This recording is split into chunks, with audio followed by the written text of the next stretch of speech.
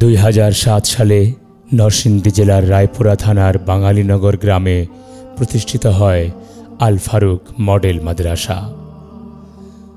250 জন ছাত্রছাত্রীর জন্য রয়েছে ছোট্ট একটি মসজিদ। ছেলেরা নামাজ আদায় করতে পারলেও মেয়েরা নামাজ আদায় করতে পারে না এই মসজিদে।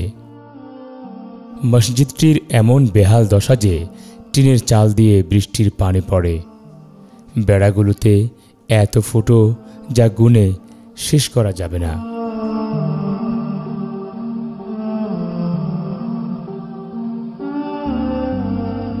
আমি আল ফারুক মডেল দাখিল মাদ্রাসায় পড়ি। আমাদের মাদ্রাসায় একটি মসজিদ আছে।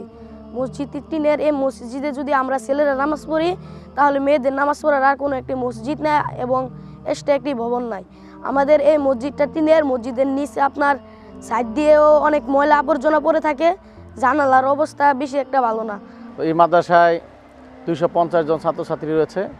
এই 250 জন ছাত্রছাত্রী নামাজ পড়ার জন্য বড় কোনো মসজিদ নেই। এখানে কোনো অজুখানা নাই, বাথরুম নাই। সে কারণে নামাজ পড়তে অত্যন্ত কষ্ট হয়।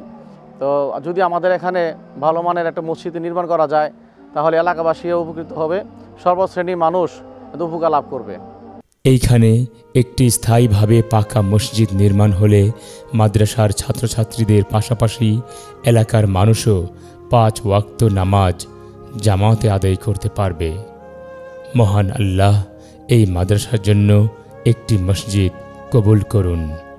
আমিন।